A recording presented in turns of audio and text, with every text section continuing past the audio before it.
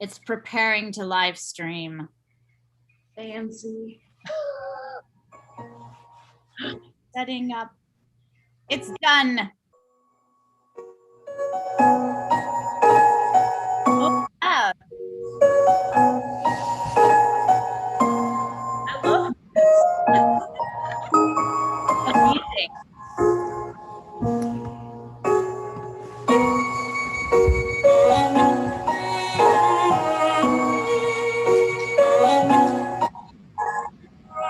Great.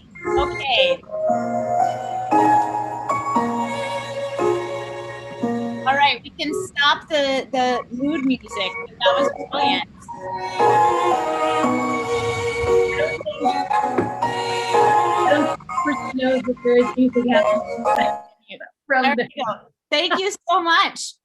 Okay, everyone, welcome to our second speaker for the newly formed Pasadena City College Theater Arts Speakers Series. I'm Professor Catherine Nye. I'm the curator and host of the series, and I'm really thrilled that we were able to do this semester. And I'm even more thrilled that we have been so fortunate to be joined by such an amazing lineup of speakers. And today we are graced with Vico Ortiz. I'm just trying to figure out, Vico, I wanted you to be, well, I think when you start talking, you will become on the main screen as the speaker. So I have shared your biography with our advertisement for this event. So I'm not going to take too much time with the spiel. But I do want to mention that you've been featured on groundbreaking shows, including Transparent, Vita, They, Thems, which you can watch on the Outfest, which is available streaming online. You do have to subscribe to see beyond the first episode, but it's worth it. It's worth the investment if you can. And the New York Times recently featured you in a really fabulous article about drag kings, which I was so stoked to see for so many reasons. And welcome to those of you joining us from our PCC community, and super duper welcome to those of you who are joining us from beyond. So Vico, I'm going to start with a question that I happen to know the answer to because I've seen you speak about it before, but I'm going to play ignorant. At your conversation on Instagram the other day, I heard like the full story of what brought you into the world of theater. That's great. What you called the TMI version. But yeah, so Vico, what called you in to the world of theater? Yes. So as I said, my parents are going to be like, can you not anymore? Can you not say that? But in the meantime, before they stop me, so both my parents are actors, and I literally was conceived before one of their shows. So I always grew up. I grew up in the theater. That's always been my life. That's always been a part of my upbringing. Half of my life was backstage in dressing rooms between, curtain calls. I was doing homework in my parents' dressing rooms. I was helping them out, learn lines. I would sometimes like help with the props and arts and crafts. It was always part of my life. And I always knew I wanted to do it. And I remember them telling me like, well, you know how it is, like some months you're going to be like really busy, and there's going to be other times there's no work. So like, it's the ups and downs. Like, are you ready for it? And I was like, yes, let's do it. I did have a moment where I like kind of, had a small, I wouldn't call it a complete like change of lanes, because it's still, when I moved to LA, it helped me enter the industry. And it's, I did fencing. When I was 11, I started fencing, and that became it was a career essentially. I was 13 when I became part of the team, and I was like, school training, school traveling training, competing, all that stuff. And then I retired at 17 and then went to school in the US to pursue acting. And I mean, fencing was a big part of my life, and it helped me get my foot into the industry as well. So, I mean, it wasn't like a complete sidetrack, but it was like a little like, let me try this and then like go back in there.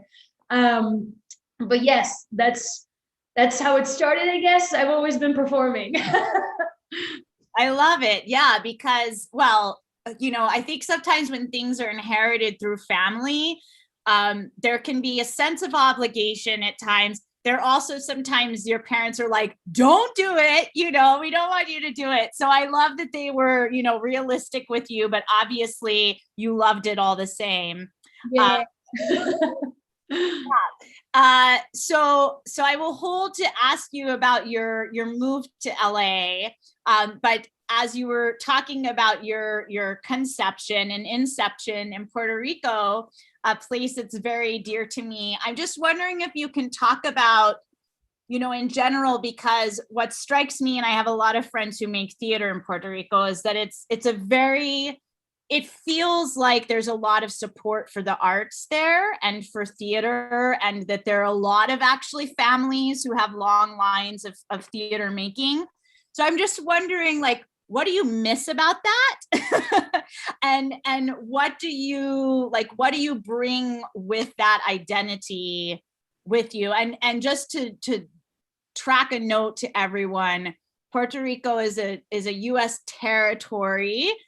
One time when I was traveling there, I notified my bank and they're like, and what other countries are you going to? And I'm like, well, it's not another country.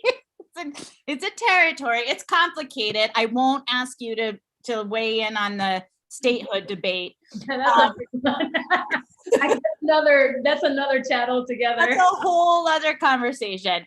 Yeah, but I mean, it's just, I think that there's, especially in the US mainland, our understanding of Puerto Rican identity was limited for a very long time to like West Side Story, and then Lin-Manuel Miranda came out and there was In the Heights.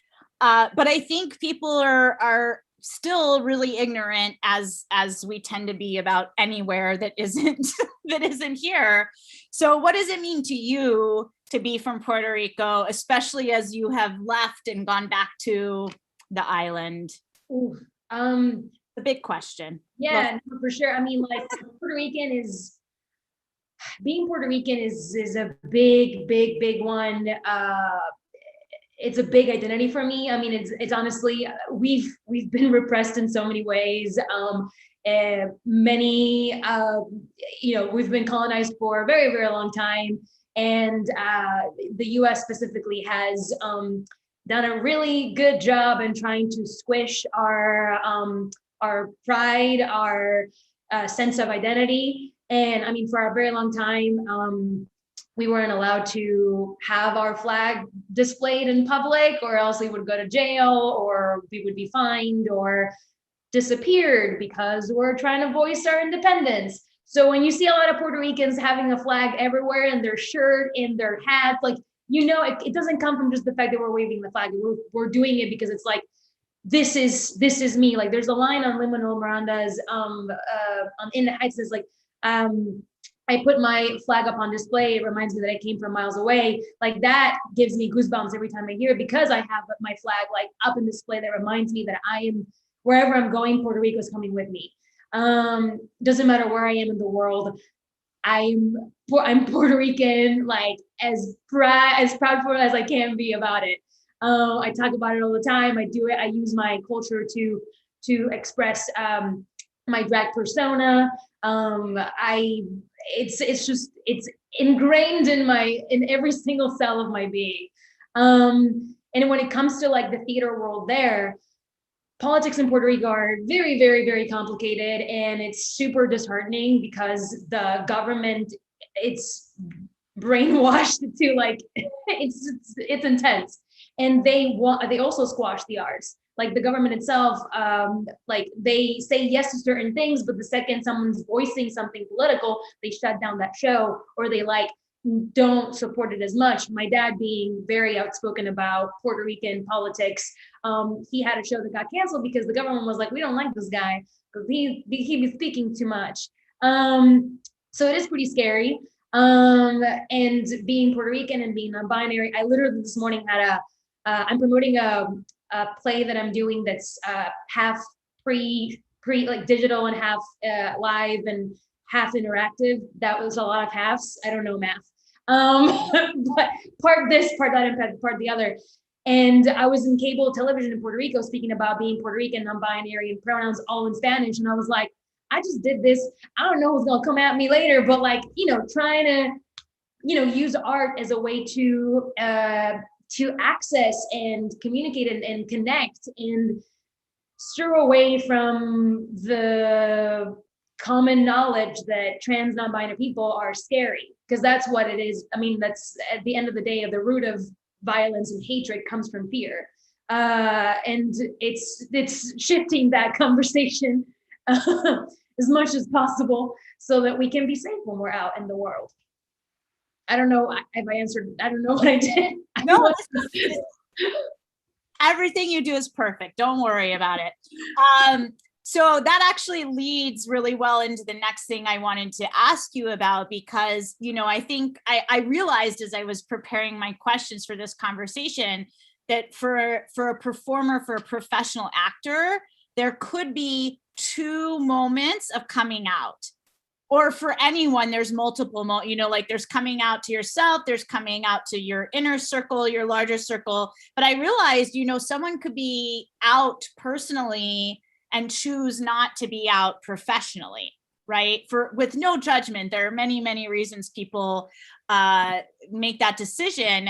So I wanted to ask you sort of two parts. One is, what does it mean to you to represent so openly both your Latinx identity and your non-binary identity, particularly because I believe that representation and storytelling is one of the most critical ways of participating in human rights? Because as you said, when people are afraid of, or they're unsure of, or they don't know about, it's easier to dehumanize people, that you don't have to actually deal with their humanity. And storytelling is all about humanity. So that's the first part of it. And then the second, you know what? I'll hold for the second part, because that first part is Christy, who is one of my grad students at Florida State, is laughing at me right now. She's like, oh, I have been in class with this woman. I know about the 10-part questions. Okay. So that's part one. So part one, what was it like? How important it is to, what does it mean to you to get to tell these stories? And, like, you've had this great fortune, backed up by the talent and work you've done, of being in shows that were such incredible representations. But, why is it important to you to be out and open and representing these identities in performance? So I came with a lot of baggage when I started in this industry because, I moved to LA, right? 17, almost 18, very young, very green, came from a very, my parents are pretty open, but it was a pretty conservative household, not in a way that they were like, don't, but they were more afraid of what other people would say. Mm-hmm. So I didn't really come to myself, or was really exploring myself until a little bit, until I was like 21. And asking myself questions about like, who am I? Because I love performing, but because what happened was I moved to LA, go to this acting school, and I was used to doing in high school all these different like super whimsical roles and very like commedia dell'arte kind of vibe, very saltimbanqui, Harlequin, that kind of situation, very slapstick comedy. And then I moved to LA, and the first thing they say, because I came with short hair too. And I look the way I look now, I just was like, this is me. And they were like, but you're like Latina, so you gotta let your hair grow out, and you gotta like all these things. So I was like, oh shit, I wanna make it in the industry. I wanna be able to work. So I was like, well, let me morph into like what they think a Latina should look like and should act like. So I was like, all right, let's fucking do this. So I started to stir away from who I was to be what they wanted me to be. And then I was going out for more auditions, but I wasn't really booking because I was not coming from an authentic place. I wasn't coming from a place where I was being myself. And even though once I was like, this is ridiculous. Like, I don't feel this. I feel very uncomfortable in my own skin. I don't like this. And then I started asking myself all these questions. The first coming out was my sexuality, which when I told my parents, they were like, they were neutral good. They were like, okay, well, that's great, but then when I said, hey, I want to go out, I want to come out publicly because I don't want this to be used against me, because first of all, it shouldn't. But I come from a culture where they love el chisme, they love the gossip, and they love all these things. And I didn't want to, what if it happens if I make it and I fall in love with with a woman and I walk around and they take photos and they're like, oh, did you know Vico is like dating? Like, I didn't want that. So I was like, F that. I'm going to come out publicly, big, and do this, right?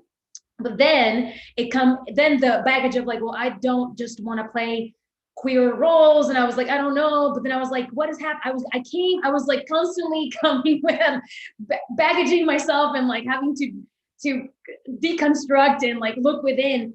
Because then I started realizing like, yeah, why am I so afraid of like being gay on TV? And then I shaved my head, and then I was like, oh, gender, what is that? Let's have this conversation with myself. And I remember a moment that I had, because I was I was having that within myself. The industry was also kind of like having its own. They still have a lot of ways to go, but it was kind of like parallel. And I remember when I was bartending, one guy was like, well, I mean, if you play non-binary all the time, aren't you putting yourself in a box? And I was like, well, you play a cis guy all the time, aren't you putting yourself in a box? And then he was like, oh. And I'm like, yeah, like I'm not playing non-binary. I am non-binary, and I can be a non-binary judge, non-binary professor, non-binary parent, non-binary whatever the fuck I want to be, and just be, right?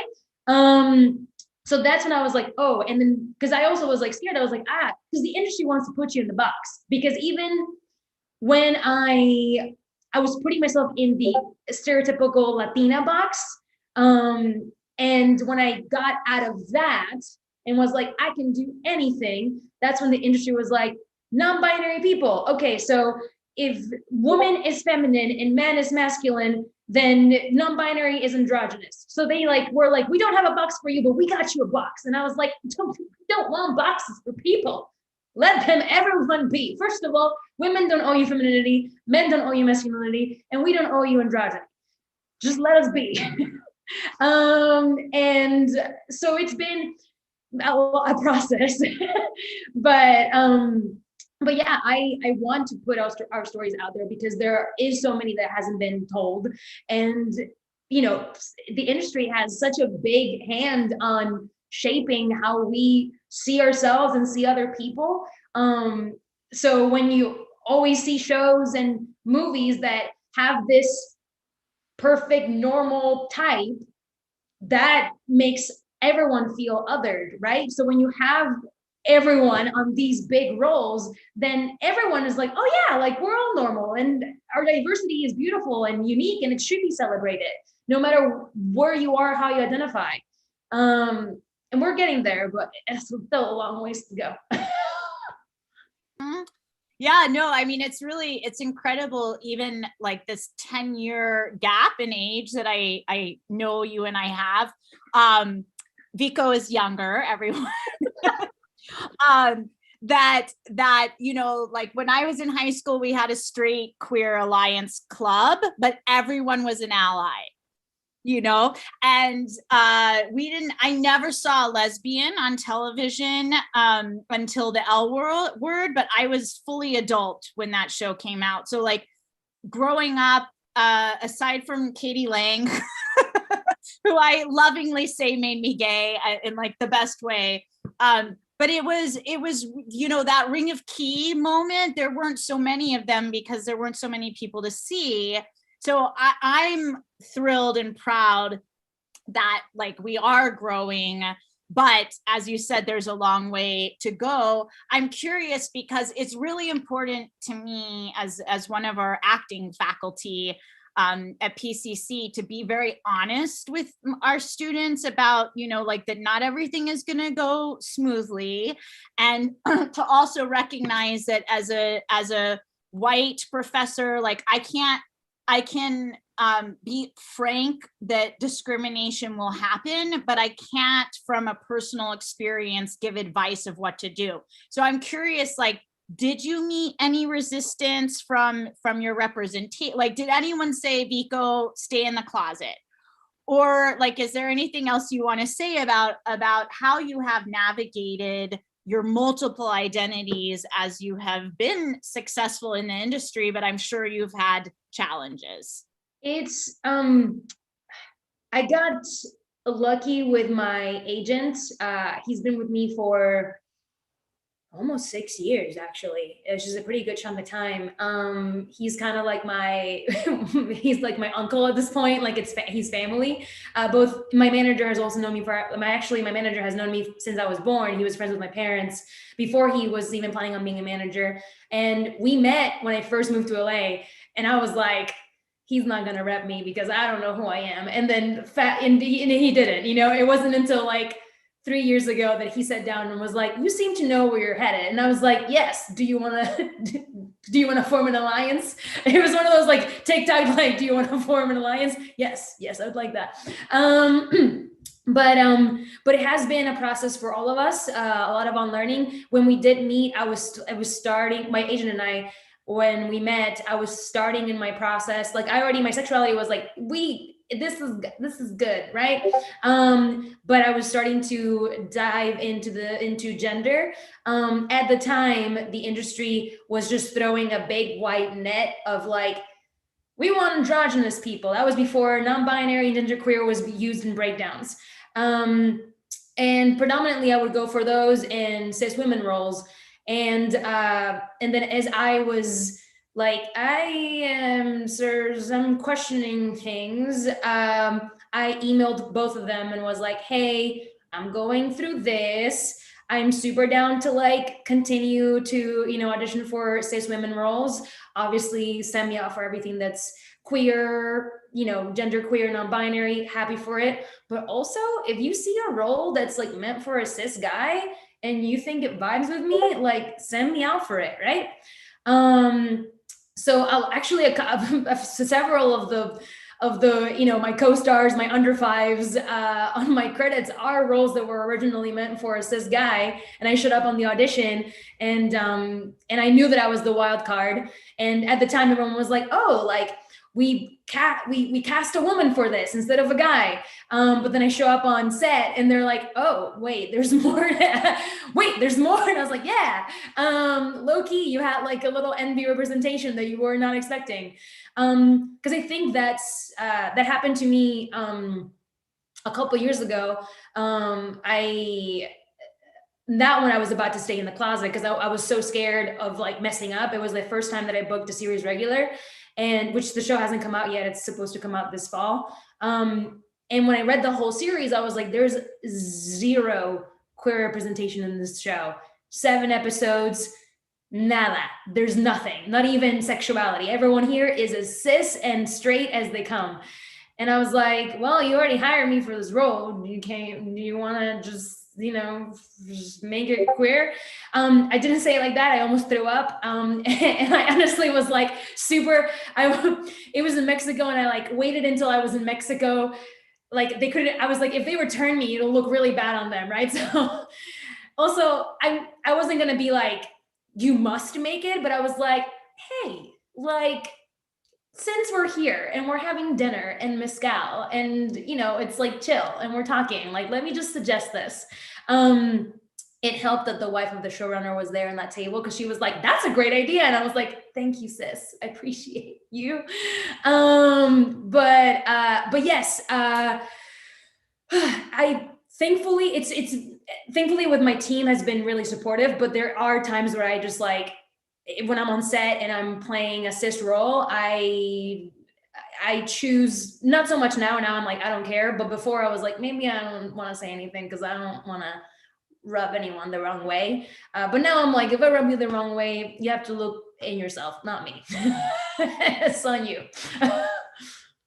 Yes, I love that. And it's, I mean, it's wonderful that you were able to bring that up with the aid of mezcal, but it's also like, you know, it shouldn't, I always say this, it shouldn't be the labor of the people who are vulnerable to speak for the vulnerable, right? Like, you know, the cis hetero writers should be thinking beyond their own identities, right? So that it doesn't always have to be the queer person who's like, can we be at the table, please? But I'm glad you were able to do that, and I'm glad that it worked out.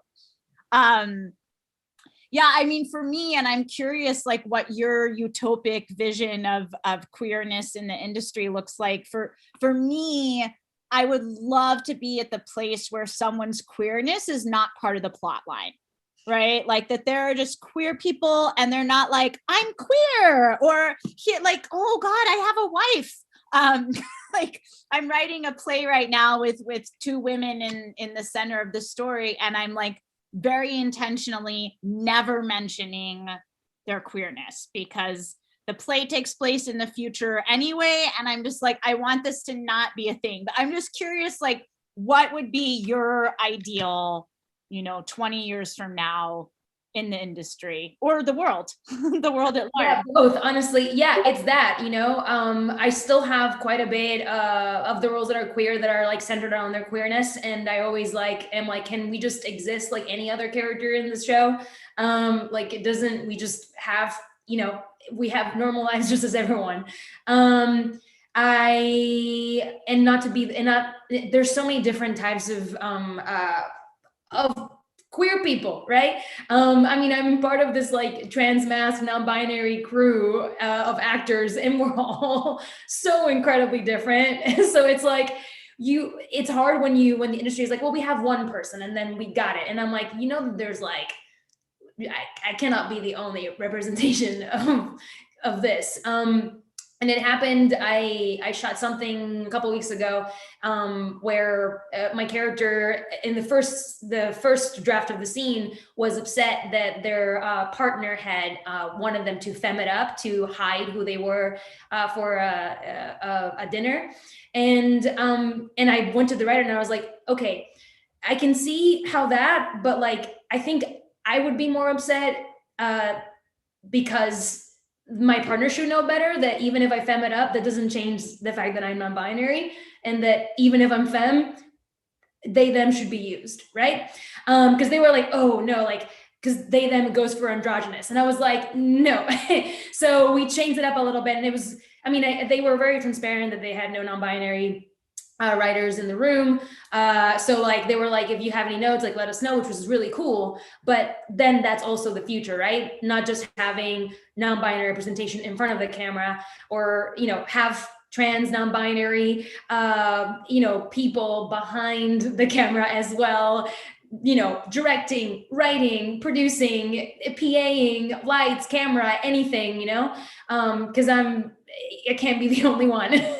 And in a scene, you can have multiple diversities of queer identities, sexual, gender, all coexisting. It doesn't have to be the one. And it doesn't have to be surrounding their queerness. They just can just be. Yes. Yeah. And we've talked about the industry and how to be supportive or what the ideal would look like. But because I'm in this space and I know that my fellow professors are also going to be watching this, I'm just curious, like within the education context, how can faculty be supportive of students who are non-binary, or you know, like anywhere on, I hate saying gender non-conforming just because it makes it feel like that's a deviance, right? Whereas like I am in the school that all gender is performed, but like what are some key things that faculty, and I don't know if when you were in school you may not have been out as non-binary at that time, but like what could faculty have done at that time to maybe even make someone feel who wasn't out yet, like able to maybe start exploring that? That's a good one, just because I feel like if I were to be going back to school again to the same, you know, teachers, I would have made a big scene about a lot of things, because I think there was so much of oh, like, yeah, actors are chameleons and all these things, but then like only the white cis het actors would get the chance to play but then everyone else was playing the marginalized characters. And I was like, huh, how much of a chameleon do you really want me to be, right? Like, so that was kind of like, my advice would be to really say fuck it to whatever the breakdown is. Like, don't focus so much on like what the character is being described as physically, but like what the character is in its ego, and then give, you know, whomever the chance to play that role. It doesn't matter what that person's gender is, or like it doesn't, because that comes from like, oh, well, we wrote you a non-binary role, and I'm like, that's great, but you know, I can also play other things and give my nuance of my experience to these characters, because that's what you do anyway. And as an actor, you take from your experiences and give that to the characters that you portray. So really just give them the chance to play whatever, and not be like, well, you look like this, so you would play this. And it's like, not so much on the look, but more on the psyche. I think that would be, because there were so many things we did in the Heights in school, and we did West Side Story because I'm Puerto Rican, and they were like, oh great, well, you're gonna be like, we're gonna do these now, then you're Puerto Rican. And I played Maria, and I played one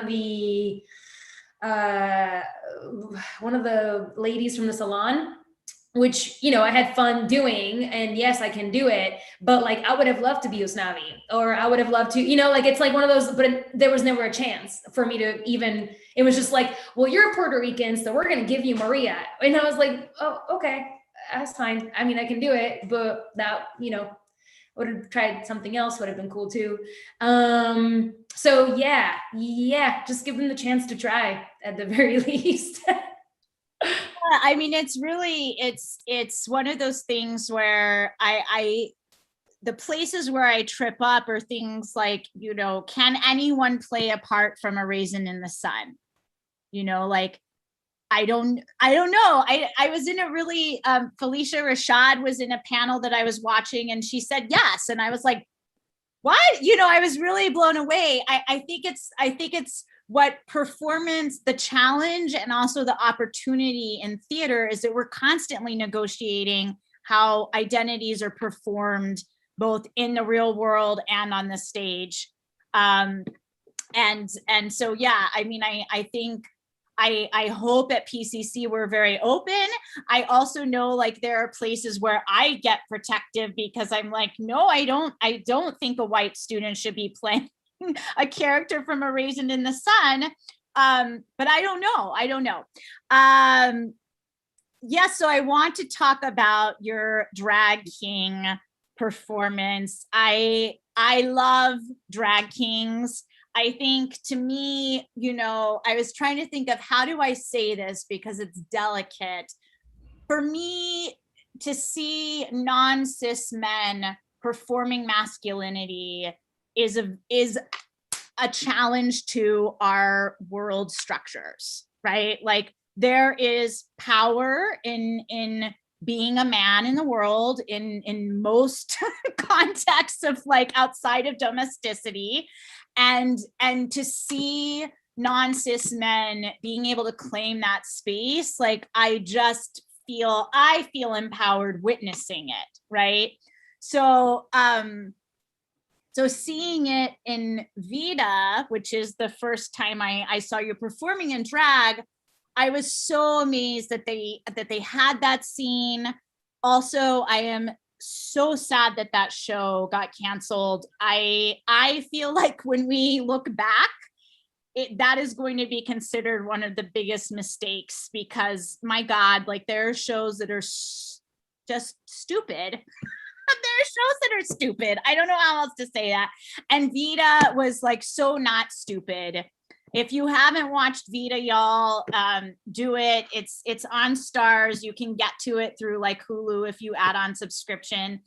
It is really such an incredible representation, first of all, of, like, two women being the center of the story, one of whom is queer, both of whom are very full of faults, very messy, right? So it's like Tanya was not afraid to write these messy characters who are also so worthy of love, as is every human on the planet.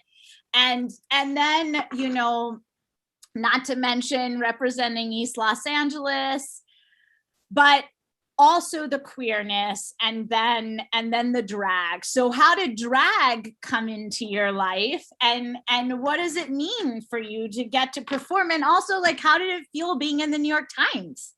Oh, good. I love all these back to back. Okay, so I got into drag completely by accident. About 4.5 years ago, a friend of mine was doing a fundraiser, and she was like, "Yo, have you ever done drag?" And I was like, "No." She was like, "Well, you're an actor, you can do it." And I was like, "Sure, okay, like." Whatever, yeah. But then I freaked out because I've never heard of drag kings, and I was looking at drag queens, and I was like, well, I guess it's kind of just like, you know, impersonating, you know, someone. So I chose to impersonate Ricky Martin, because Ricky and Puerto Rican and all the things. And my first show was literally, I just had the beard, I did my hair, but I wasn't binding, I wasn't packing. I had a song, and I had done some like dance stuff and like worked the audience situations and whatnot. But I wasn't like, I was like, okay, cool. Well, it's just like a little musical performance done. And when I did it, I was like, oh, this is tapping something in me that I wasn't ready for, but here we go. And it wasn't until 6 months later that I performed again doing Freddie Mercury, which is my second impersonation. But it wasn't after doing Freddie, I was like, okay, well, I love impersonating, but like I want to do my own like character. I want to like play with stuff. And so then after that, I did my first like original non-impersonation show. And I started mixing music, using, you know, my cultural heritage, storytelling, because I knew that all the songs that I was using were Spanish. I wanted to make sure that whomever saw it, doesn't matter if they knew Spanish or not, they would understand what was happening on the story.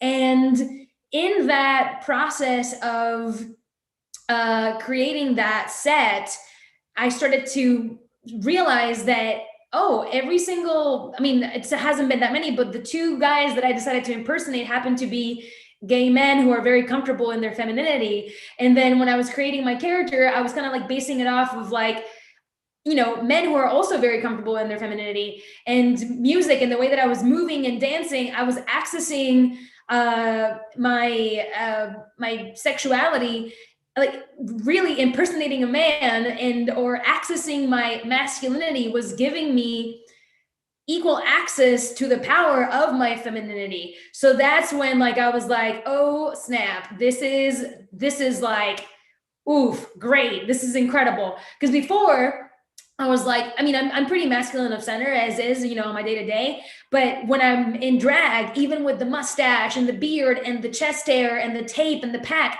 I am like a very flamboyantly like femme guy. And I was like, this is really cool, because I started to deconstruct like what my view of masculinity was. And like you said, it's like a big punch in the like, yeah, what is masculinity? What is femininity? And like, it is how I define it. It is personal to me, and it'll be different for somebody else. And that's beautiful too. So it really, I mean, drag has been everything in a big chunk of the process on myself, and realizing my gender fluidity and being non-binary. You know, Tanya Saracho is an absolute dream to work with. She saw that I was a king, and she was like, we're gonna bring the kings to the third season. Let's do it. And I was like, yes, queen, thank you. It was so rad to make that song and perform that song and like get crazy with it, with the machismo and the satire of it. It was just so great. And I wasn't expecting New York Times. I was kind of like, when I was like, oh shit, I had no idea that was happening. And I had met Bill filming these thems, and it was just like I'm seeing more and more, especially during the pandemic, because we've been quarantined and there's a lot of more digital shows. I'm seeing an uprise of kings in the media because they're booking us more. Now, my question would be is like, are you going to keep it on the digital side, or are you going to like actually book us on live shows when things start opening up? Because it is still predominantly run by queens. Yeah, wow. That's a great question. I didn't even think about that being related to the pandemic. Yeah, I mean, and we could also have a whole other conversation about, like lesbian identities being typically not as represented, and we don't even have like bars. We don't even have bars. But I mean, I one of the reasons I think that choice of including that scene in Vita was so important is because I know there are people who are going to see that, who saw it and are going to see it, who are like, what is this? Right. And it's a way, again, representation matters, because that, like, if you're, let's say, not in LA, or even if you're in LA, if you're not connected to that part of the queer community, it may not be something you have ever seen before, but suddenly there it is on your TV screen or your computer screen, and that can open up like a whole amazing, beautiful world. And I would be remiss if I didn't say the reason I was paying attention to Vita is because my good friend Sarah played Eddie in Vita, and so I want to make sure that I give them a shout out because I love Sarah. Oh my gosh, I remember Sarah and I would go out for the same stuff all the time, and we'd always see each other in like auditions, and it was either them or I. And then I remember before working, because I worked on the second season of Vida, and we were talking at the premiere, but my character had not met Sarah, Eddie's character, and we both were chatting. I was like, you imagine like, two non-binary Latina people like in the same scene, and then like on the third season, like I was like, bruh, like this is amazing. And such a different, obviously in that case, Sarah is playing a butch lesbian, and in my case, it's a non-binary or just recently discovered non-binary Latina person, but still as actors and being like, oh dude, we're like, both of us are on the same scene. How rad is that? Because normally we're up against each other, even though we're so different, because that's what the industry is like, oh, this is what y'all look like, and this is what it is. But anyway, it was really cool. I love Sarah.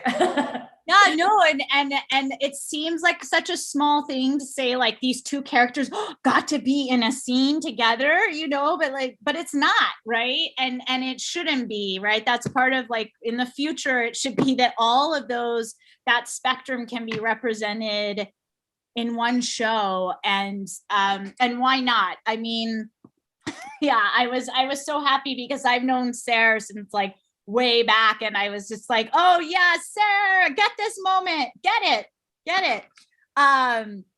Yeah, so I'm gonna ask my final question and then open it up to our audience. And before I do, I just want to share with everyone, we have 2 more events after today. Next Friday, we're speaking with the performance artist Christina Wong, who does amazing feminist Asian American representing performance, like super in your face, giant vulva puppets, like level performance. And Christina also immediately when the pandemic started making masks, and she formed what was called the Anti-Sewing Squad, and they've made like, I think close to 100,000 masks that they've distributed to Native American reservations, like all over the country. So Christina will be joining us. And then the Friday after that, we'll be joined by Larry Bogad, who is a political activist in performance. He has a group called the Clandestine Clown Rebel Army,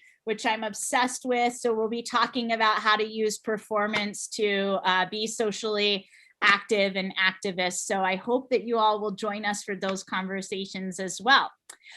Okay, so I'm wondering, I know you're not too much older than our average age students, but I was curious if you could talk to your 18-year-old self, and it seems like you were incredibly like self-aware for someone your age, and obviously you were like, I'm going to LA, I'm leaving, I'm going far away. So it seems like you're very mature. I think that's a Libra thing, but Not to mention our dimples. But yeah, like what would you say to yourself, or what would you say to our students at PCC just about like being true to yourself, dealing with the industry, all of that? Literally that. Don't change who you are to please someone else's view of what they think you should be. Literally be who you are, and that is plenty. That is enough. You are enough. And I feel like if you continue doing that, they will realize that who you are is what they need, you know? So keep at it. Take care of yourself. Goodness, this industry is rough. It's a lot of no's. There's a lot of no's. So tell yourself yes. I love that. Yeah, I was talking to a student recently who was like, if I don't get a 4.0, I'm worthless. And I was like, you have to know your worth way deeper than any of those external things, especially if you're going to go into this industry, because man, there is a lot that's going to tell you that you're not enough, and that's simply not true. Okay, so the easiest way to do this is for people to drop their questions into the chat. And I know that we already had a great question, which is if you think it was or is easier or more acceptable for cis men to be out and or in makeup, including like Boy George, and in a way I was thinking like maybe part of why you were drawn to Freddie Mercury is like he was performing drag, right? Like that was I'm sure Freddie did not walk around as Freddie Mercury all the time. And in fact, when I had an assignment to perform in drag and I came as Marilyn Monroe, and all of my classmates were like, did you not understand the assignment? And I was like, high femme for me is drag. Like it's more drag for me than if I came in a suit. And like Marilyn also very much knew what she was performing. But that was a bit of an aside. So yeah, I mean, I know it's not like a competition, and we talked about it a little bit, but do you think there is a double standard for men versus women or non-binary people fucking with gender, as you said? Excuse my language, everyone. I mean, no, 100%. I mean, look at Harry Styles, he gets this, cover and wearing a dress, and I think it's great, and I applaud that 100,000%. But then they're like, oh, the first time. And I'm like, how many other people, especially, trans women and, BIPOC people that have been doing this and they're completely not getting the credit for any of it. Like, yeah, there's still very, very much a lot of double standard. I do encourage, and I continue to keep pushing that gender fuckery on all of ends of the coin. But yeah, there's still very much a double standard on it, and they see it as like, ooh, the first, and I'm like, yeah, but you're completely ignoring like, queer BIPOC people that have been doing this for a while, by the way. But yeah. Yes, I mean, and it's still happening, and unfortunately it will all, the stories that are disappeared or not featured are unfortunately, I think, always going to be there. But that's also like part of what we can do as artists is unbury that treasure. I'm going to pull a teacher move and actually call on someone. I'm going to call on my friend and former student Christy, because I know Christy has things to say. I raised my hand, old school fashion. So if you noticed, look at that, you bruja, you did it. Well, I mean, there's so many things that I have thoughts on, Vico. Thank you so much. But one thing that I'm picking up on is that you keep talking about it as an industry, and I'm interested in the artistry, right? And where you find that balance in a place like LA. Right, because even when you were talking about your theater in New York, you were like, my theater and my, right? And then it's like LA industry, business mind, industry. And I don't know, I just want to know where you find that balance in a place like that. I have other questions, but why not just go with that one? Yeah, I mean, the industry feels it's very, I feel like a lot of it is love. I definitely do this for love and I love what I do, but and this is something that I'm working on with my therapist. It's that I've had to put a lot of walls in order to survive in the industry because it is so intense, and has done everything in its power to silence me. So I see it very much as like the business side, and I try to separate that to my, to who I am, so that myself doesn't get like run over by it. Because before I came in like super green and I was like, yay. And then I was like, oh no, I'm like putting my heart, and then it's getting stabbed over and over. So yes, I mean, the year in the pandemic has helped me really kind of like take a breather and not be so much in that like business industry, and then actually do stuff that I like wanna do for me. And I'm working on like having those two things like mesh and like work and together. But there is a lot of it that it's like I can't just like bring all of this artistry immediately on this because they're not ready for it, unfortunately. So it's like I have to like keep this protected and then like feed it slowly. Be like, can you? Yeah, you actually talk about like that right? We need more queer people in the writer's room. I mean, is that kind of what you're talking about, right? Yeah, it's having people on all the ends of the coin, and a lot of the projects that I'm in, there's the seldom ones, Vida, these, thems, that are, predominantly queer in all fronts, which is incredible, and not predominantly queer, but also predominantly queer and BIPOC, which is amazing. But that's like the few. The Right. other shows are like, the one queer POC person fending for myself in a sea of cis het white men who are like figuring me out, and I have to be like working both as an actor and as the educator, even though I don't necessarily need to be the educator. Right. But it's one of those like, this is this and this is that, and I'll slowly feed it until it can be both. I feel like I can in my brain, not immediately, but I see in the next like 5, maybe 10 years, myself producing so that I can be there and then bring all of this. Well, hit me up. Yeah, let's freaking do it. Yeah, so I'm trying to convince Christy to get out to LA. Yeah, I mean, one of the things I love about these thems is and talking about like who's in the writing room, it starts in the gynecologist's office, right? And this is like an experience that about half of the population has, and we don't talk about it, we don't represent it in anything.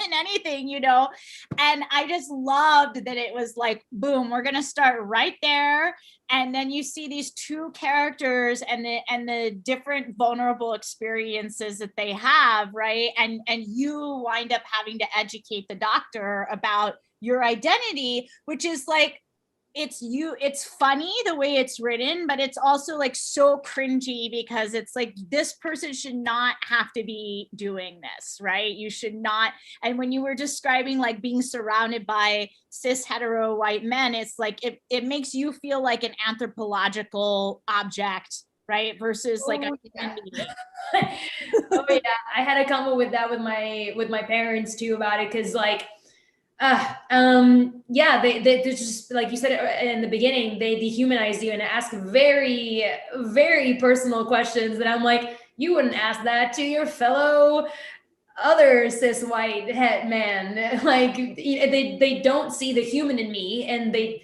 have these very intrusive questions, and I do my best to like, educate by answering and being like, that's a question that you shouldn't be asking anyone that you don't know. And it's hard because it is a lot of like emotional emotional labor. There's been some nightmares on set for sure. But yeah. Powering through. Yeah, it's labor. And like I said, it's labor for people who should not have, the vulnerable should not have to be doing the labor on top of it. but I don't think that's going to change overnight.